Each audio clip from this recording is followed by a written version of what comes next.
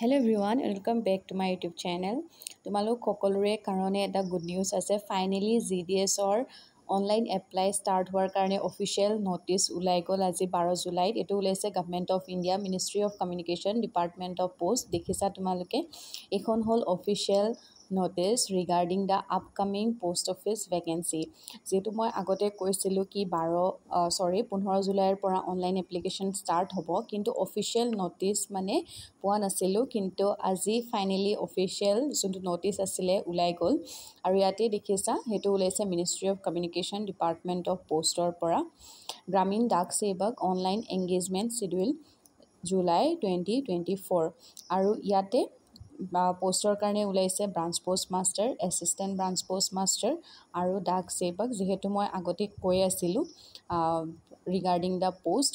আৰু ইয়াতে লিখা আছে যে তোমালোকৰ ৰেজিষ্ট্ৰেশ্যন, অনলাইন এপ্লিকেশ্যন আৰু এডিট কাৰেকশ্যন উইণ্ড' মানে কেতিয়াৰ পৰা কেতিয়ালৈ হ'ব, গোটেই ডিটেইলছখিনি ইয়াতে দিয়া হৈ আছে। আৰু ইয়াত তোমালোকে দেখিছা যে registration and submission online application ডেটটো দিছে তোমাৰ 15 জুলাইৰ পৰা 5 আগষ্টলৈ, মানে কিমান দিনৰ সময় দিছে, 20 দিনৰ। আৰু যিসকলৰ যদি অনলাইন এপ্লাই কৰোঁতে কিবা ভুল হৈছে, এডিট আৰু কাৰেকশ্যনৰ কাৰণে 2 দিন সময় দিছে। ডেট মিনছ 6 আগষ্টৰ পৰা 8 আগষ্টৰ ভিতৰত তোমালোকে যদি ভুল হয় তেতিয়াহ'লে শুদ্ধ কৰিব পাৰিবা। তাৰপাছত আছে service condition and brief, job profile and residence accommodation. মই অলৰেডি ব্ৰাঞ্চ পোষ্ট মাষ্টাৰৰ জব প্ৰফাইলটো কেনেকুৱা হয়, এছিষ্টেণ্ট ব্ৰাঞ্চ পোষ্ট মাষ্টাৰৰ জব প্ৰফাইল কেনেকুৱা হয়, মোৰ ভিডিঅ'ত তোমালোকে চাবৰ কাৰণে পাবাই, মানে মই অলৰেডি আপলোড দি থৈছোঁ। চ' মই তাৰ ওপৰত ইমান ক'বলৈ নাযাওঁ। মেইনলি মই নটিফিকেশ্যনটো যে আউট হ'ল যে 15 জুলাইৰ পৰা আপকামিং অনলাইন এপ্লাই ষ্টাৰ্ট হ'ব, সেইটো ক'বৰ কাৰণেহে তোমালোকৰ বাবে মই এই ভিডিঅ'টো বনাইছোঁ। চ' যিসকলে একদম ৰখি আছিলা, কংগ্ৰেচুলেশ্যনছ। আৰু এইটো দেখিছানে, এলাৱেঞ্চৰ কথা কৈছে, মানে চেলেৰিটো চবেই জানিব বিচাৰে। আৰু মই কৈছোঁ যে পে স্কেলটো BPMৰ 12,000ৰ পৰা 29,000, ABPMৰ 10,000ৰ পৰা 24,000। এইটো পে স্কেল দিয়ে। বহুতে ভাবে কি এইটোৱে হয় চেলেৰিটো, দিয়ে থাকে, অফিচ এলাৱেঞ্চ এনেকুৱা থাকে। আৰু এলিজিবিলিটি ক্ৰাইটেৰিয়াত এজ লিমিটটো মই অলৰেডি কৈছোঁ যে 18ৰ পৰা 40 ইয়াৰ্ছৰ ভিতৰত থকা হ'লে সকলে মানে এপ্লাই কৰিব পাৰিব। আৰু কেটেগৰী ৱাইজ অলপ ৰিলেক্সেশ্যন দিয়া থাকে, সেইখিনি চাই ল'বা। আৰু এডুকেশ্যনেল কোৱালিফিকেশ্যনৰ ক্ষেত্ৰত চাব গ'লে ক্লাছ 10 পাছ, 10ৰ মাৰ্কছৰ ওপৰত চিলেকশ্যন হয়। আৰু মোক বহুতেই সুধি থাকে যে কম্পিউটাৰ চাৰ্টিফিকেট লাগে নে নালাগে। চ' তোমালোকে নিজে চোৱা, অফিচিয়েল নটিচত এইটো আছে, other qualification, knowledge of computer, knowledge of cycling, adequate means of livelihood. মানে কম্পিউটাৰ নলেজ থাকিব লাগে, কাৰণ তোমালোকে তাত ডিভাইচত কাম কৰিবলগীয়া হয়। আৰু চাইক্লিং মানে এইটো BPMৰ নহয়, ABPMৰ, কাৰণ যিহেতু তোমালোকে চিঠি বিলাবৰ কাৰণে যাবা।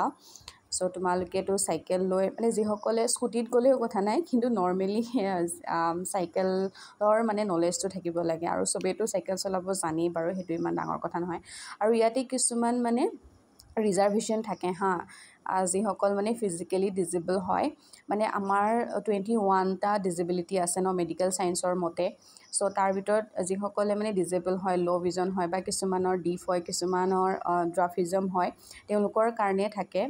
আৰু হাউ টু এপ্লাই বুলি ক'বলৈ গ'লে তোমালোকে অনলাইন এপ্লাই কৰিব লাগে। অনলাইনত অফিচিয়েল ৱেবছাইটত গৈ এপ্লাই কৰিব লাগে। আৰু চিলেকশ্যন ক্ৰাইটেৰিয়া অলৰেডি মই কৈছোঁ যে মেৰিট বেচিছত হয়। আৰু তোমালোকে অথেণ্টিক মাৰ্কছেই ভৰাবা, মানে এনেই যিকোনো মাৰ্কছ ভৰাই নিদিবা। কাৰণ মই কৈছোঁ কি এনেই মাৰ্কছ ভৰাই দিলে তোমালোকৰ লিষ্টত নাম আহিব, কিন্তু ডকুমেণ্ট ভেৰিফিকেশ্যনৰ সময়ত কেঞ্চেলেই হৈ যাব, ঠিক আছে। আৰু বহুতেই সোধে বেলেগৰ চাৰ্টিফিকেট দি এপ্লাই কৰা, হাৰে এইটো কেনেকৈ পচিবল, বেলেগৰ চাৰ্টিফিকেট দি এপ্লাই কৰিব নোৱাৰে, ঠিক আছে। আৰু ইয়াতে দেখিছানে এইখিনি ডকুমেণ্টছ মানে কি কি লাগিব, মাৰ্কশ্বিট লাগিব, আইডেণ্টিটি প্ৰুফ মানে আধাৰ কাৰ্ড বা পান কাৰ্ড এইবিলাক, কাষ্ট চাৰ্টিফিকেট, যদি কাৰোবাৰ PWD হয় মানে তাৰ চাৰ্টিফিকেট, EWSৰ certificate, transgender certificate, date of birth, আৰু মেডিকেল চাৰ্টিফিকেট, যিটো মই অলৰেডি দি থৈছোঁ, চাই ল'বা কেনেকুৱা হ'ব লাগে। তাৰপিছত কম্পিউটাৰ চাৰ্টিফিকেট, আজি হয়তো মই ভাবোঁ যে ক্লিয়াৰ হ'ল, অফিচিয়েল নটিচতো কম্পিউটাৰ চাৰ্টিফিকেট লাগিব বুলি মেনশ্যন আছে। চ' নেক্সট এনেকৈ সুধি নাথাকিবা যে বা লাগে নে নালাগে, মই নিজেও জমা দিছিলোঁ। চ' ইমানখিনিয়ে আছিলে। খালি 15 তাৰিখে যেতিয়া অফিচিয়েল ৱেবছাইটটো খোল খাব, তাতে মই গম পাম যে কোনটো ডিভিজনত কিমান ভেকেঞ্চি ওলাইছে বা ক'ত বেছিকৈ ওলাইছে, সেইখিনি কৈ দিম। আৰু তোমালোকে অনলাইন কৰিব যাওঁতে লগত এটা মোবাইল লৈ যাবা OTP ভেৰিফিকেশ্যনৰ কাৰণে। ইমেইল ID লাগিব, আধাৰ নাম্বাৰটো লৈ যাবা, আধাৰ কাৰ্ড লৈ যাবা। তাৰপিছত তোমালোকৰ ফটো লাগিব, পাছপৰ্ট চাইজ, আৰু ছিগনেচাৰ এটা চাইন কৰি লৈ যাবা। আৰু ইমানখিনিয়ে। অনলাইনৰ দোকানত যাবা, তাতে কৰিবা। আৰু এইটো মষ্ট ইম্পৰ্টেণ্ট, তোমালোকে চোৱা, অসমত হ'লে আছামিজ, বেংগলী বা বড়ো এই তিনিটাৰ ভিতৰত তোমালোকৰ কি হয় নহয়, অফিচিয়েলি ক্লাছ 10ত যিকোনো এটা লেংগুৱেজ থাকিবই লাগে।